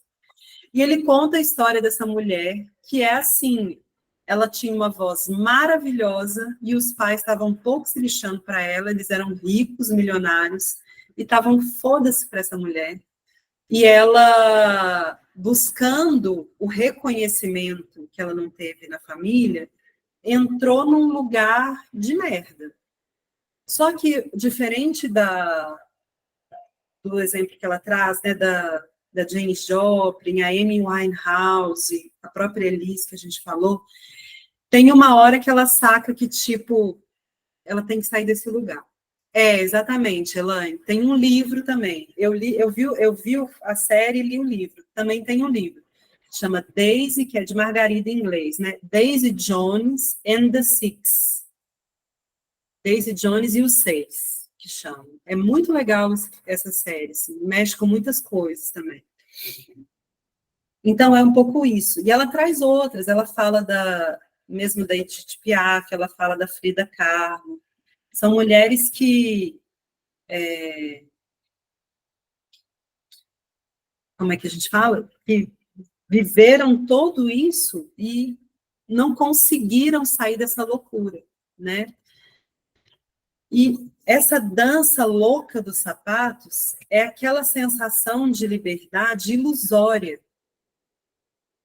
de que eu despertei a natureza selvagem de novo.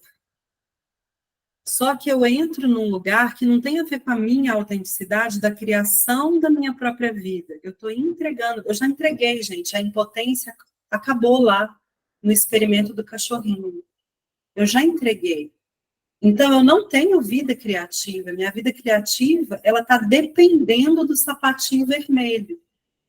E esse sapatinho vermelho pode ser o trabalho, pode ser os filhos que eu estou criando, pode ser um casamento que eu estou mantendo, pode ser um trabalho, o excesso de trabalho mesmo, né? Pode ser a insistência em coletivos onde eu não estou... eu não sou autêntica, pode ser droga, pode ser álcool, pode ser sexo, pode ser comida. Gente, uma das coisas muito comuns com mulheres é a compulsão alimentar, né? Esse lugar do tipo, vou comer porque aqui eu me sinto um pouco melhor. Então, todas essas grandes compulsões, elas são o sapatinho vermelho.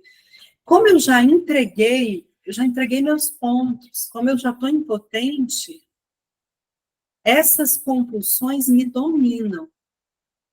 E aí é o fim, né?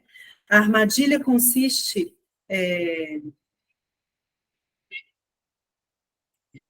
ela está falando da dependência da substância química, né? As drogas e o álcool estão na página 287, lá em cima, no primeiro parágrafo. São muito parecidas com um amante violento que nos trata bem a princípio e depois nos espanca, pede desculpa, é gentil por algum tempo e de repente volta a nos espancar. A armadilha consiste em tentar ficar levando em conta o lado bom, enquanto procuramos ignorar o lado negativo. Isso está errado, nunca poderia funcionar. E aí, nessa hora, é tarde demais. Só que, então a gente está fodida, né? Acabou a nossa vida. Não, ela dá a resposta. Ela dá a resposta para a gente, que é o retorno à vida feita à mão, a cura dos instintos feridos. Só antes de eu contar essa história da cura dos instintos feridos, eu vou ler um parágrafo que está lá na página 277. Você não falou da casa do carrasco, né? Pulou. É a tentativa de tirar o sapato. É quando eu me dou conta de que eu estou fodida, mas que eu vejo que eu não consigo mais sair desse lugar. Acabou, né? Game over. Aí, né? Essa é a casa do carrasco. Obrigada, eu pulei mesmo. Né? É nesse momento que a gente entende que precisa começar tudo de novo. Né? Meu mundo caiu, oh, meu Deus. Lá na página 277, ela fala assim, no último parágrafo, lá embaixo, a história dos sapatinhos vermelhos, na sua essência, nos ensina que a psique selvagem precisa ser devidamente protegida através de uma inequívoca valorização de nós mesmas, com uma defesa veemente dos seus interesses, com uma recusa a se submeter a situações psíquicas pouco saudáveis. Isso aqui é para gravar, gente.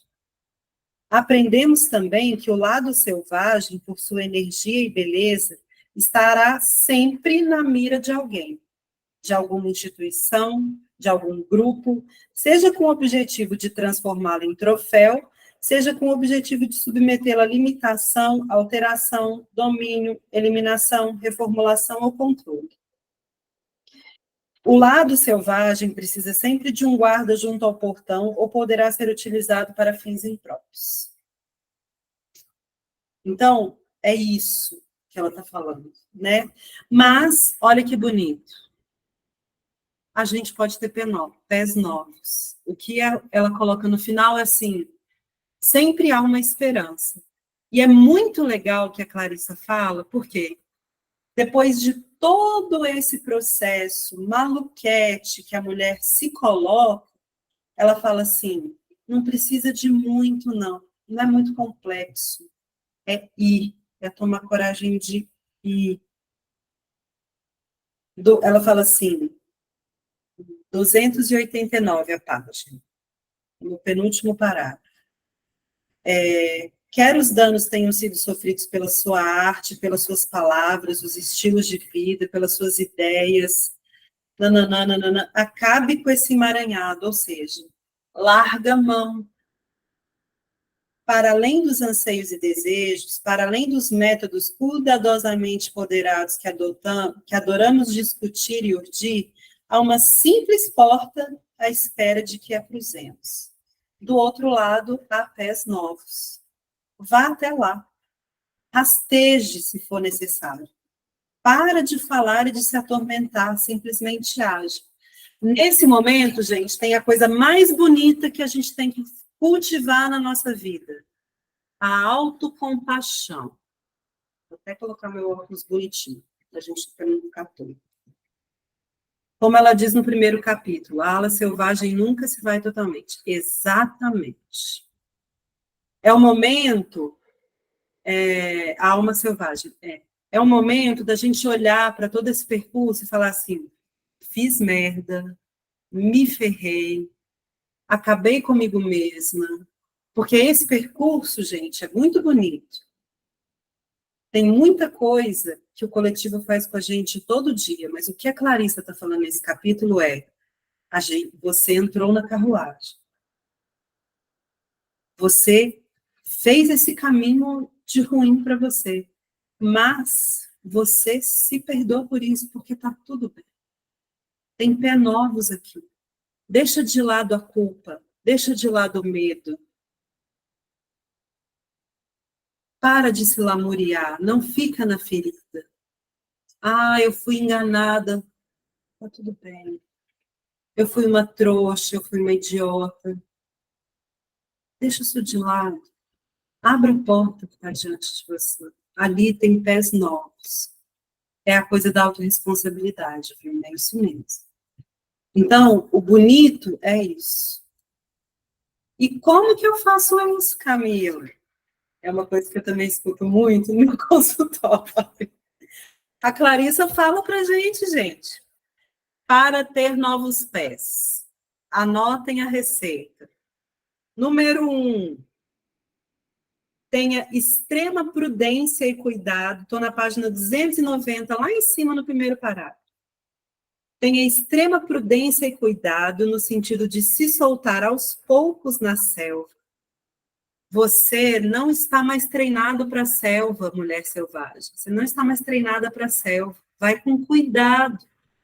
Aprende como é que é a selva de novo.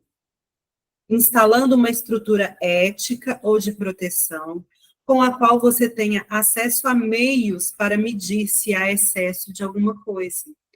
Geralmente, você já é bastante sensível para detectar quando há falta de alguma coisa. Então, calma, atenta, prudência, cuidado, olhe para todos os lados, né? A recuperação, aí vai primeiro, segundo, terceiro, no quarto parágrafo.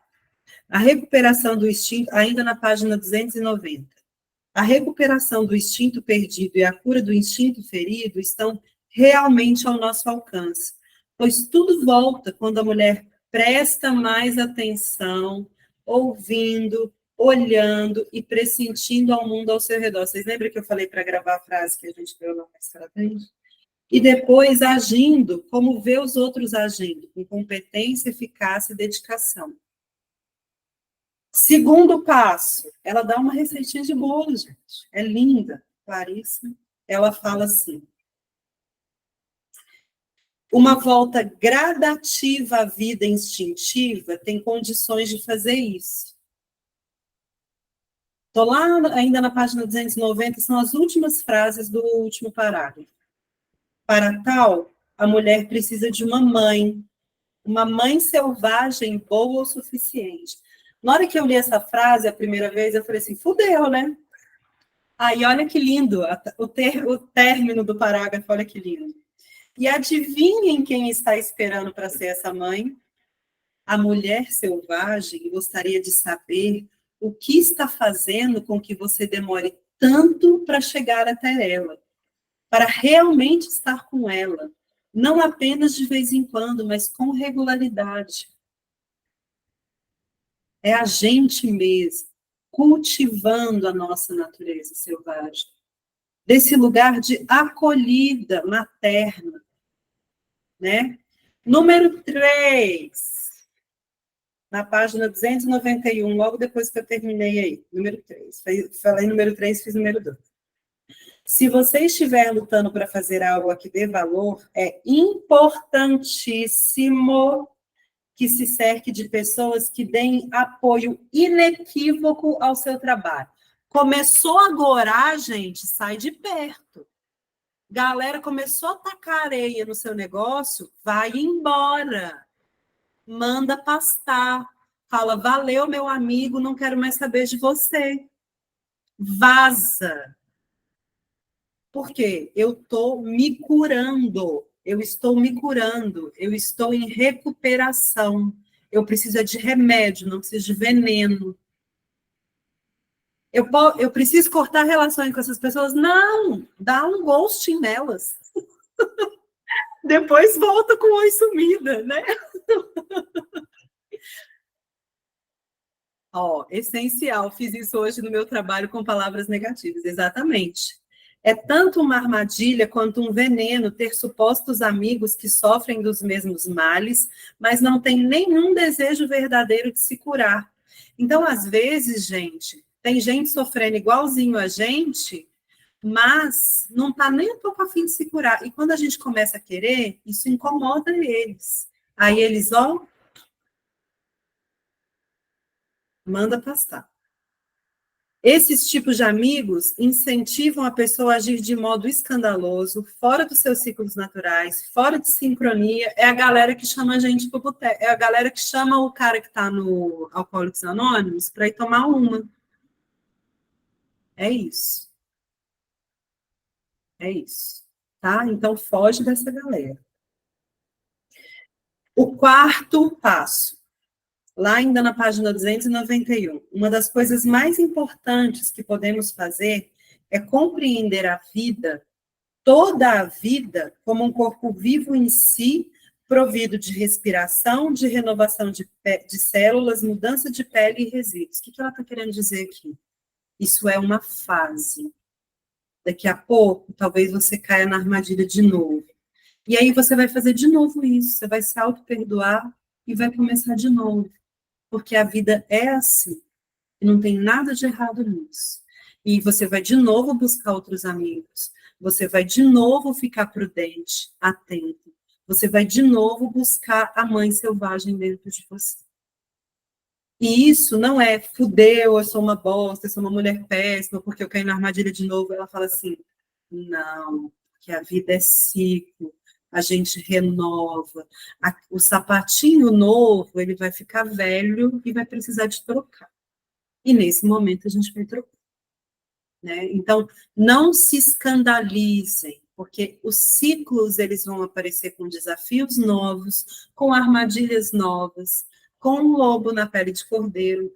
Essa expressão não é boa, não, porque a gente gosta de lobo. É lobo na pele, tem que ser lobo na pele de lobo, né? Mas sempre vai ter esses desafios. Sempre vai ter. Mas lembre-se, sempre tem pés novos. E a gente sempre, é aquilo que escreveram aqui agora há pouco. A Fá falou, a alma sempre tem, ela sempre está lá. Desde, né, no capítulo 1 fala, sempre tem um resquício. Eu sempre posso buscar nos ossos. Né?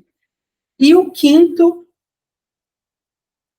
passo, para manter a nossa alegria. Olha aí, Camila, voltamos na alegria. Para manter a nossa alegria, às vezes, temos de lutar por ela, infelizmente. Temos de nos fortalecer e ir fundo, combatendo da forma que considerarmos mais astuta. A fim de nos prepararmos para o sítio, podemos ter de abdicar de muitos confortos por algum tempo. Podemos viver sem a maioria das coisas por alguns longos períodos. Eu estou na página 292, gente. Praticamente sem qualquer coisa, mas não sem a nossa alegria, não sem aqueles sapatos vermelhos feitos à mão. O verdadeiro milagre da individuação e resgate da mulher selvagem está em que todos nós começamos o processo antes de estarmos prontos. Isso é muito importante. Você não precisa ter alcançado um nível X para recomeçar. A gente não está pronto. Entendam isso. Você não vai estar pronta, não. Não vai. Isso não é ruim, não. É a regra. É a regra. Então, fica de boa com isso. Você não vai estar pronta.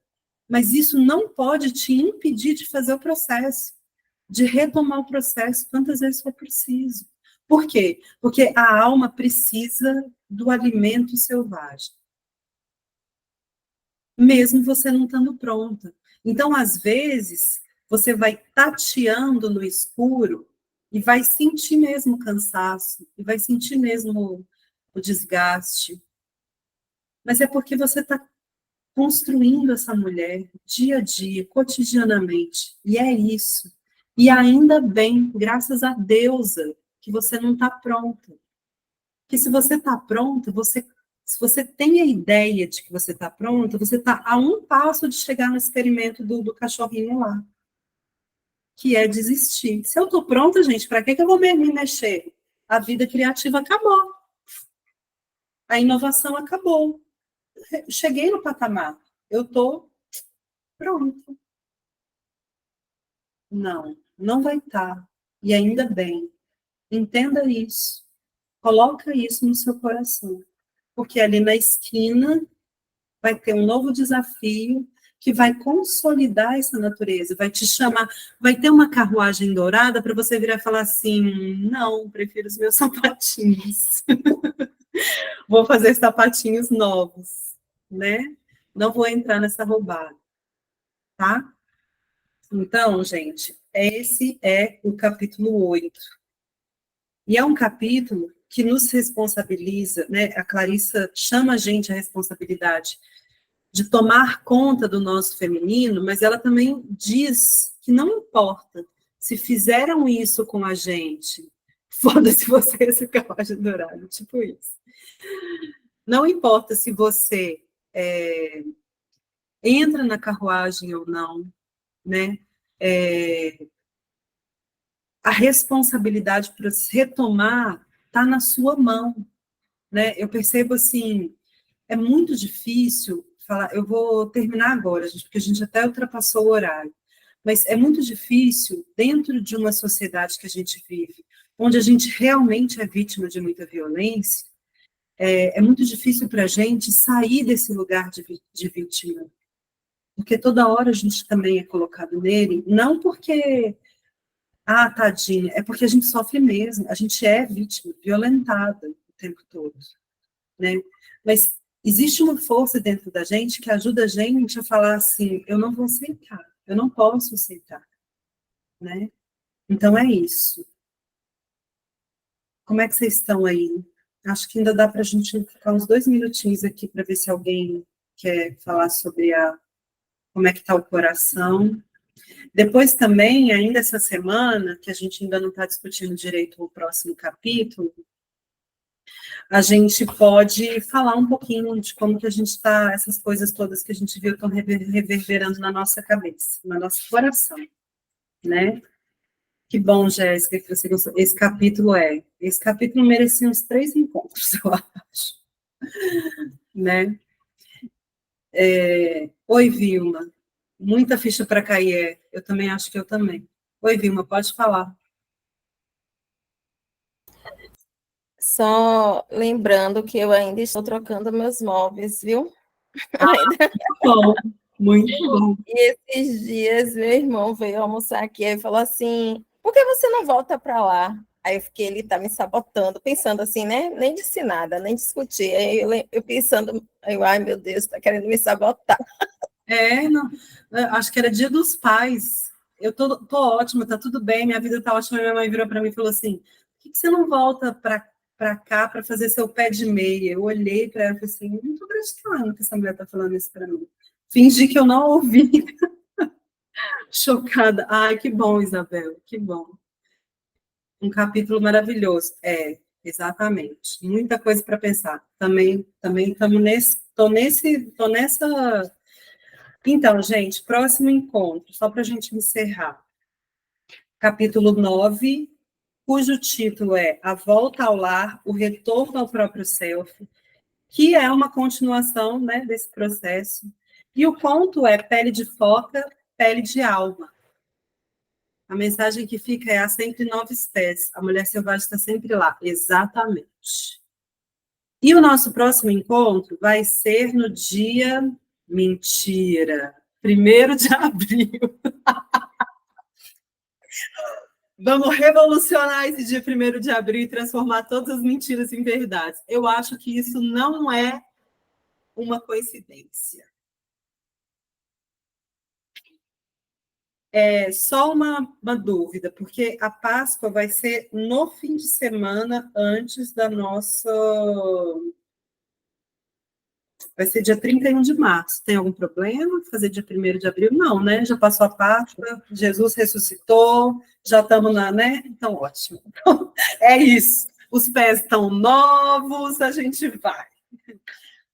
Ah, que ótimo, Cristiane. Pois é. Aí, olha, gente, eu vou mandar o áudio do Conto da Pele de Foca, Pele da Alma, no nosso grupo essa semana, e eu proponho para vocês, deixa eu só fechar a gravação aqui. Eu proponho para vocês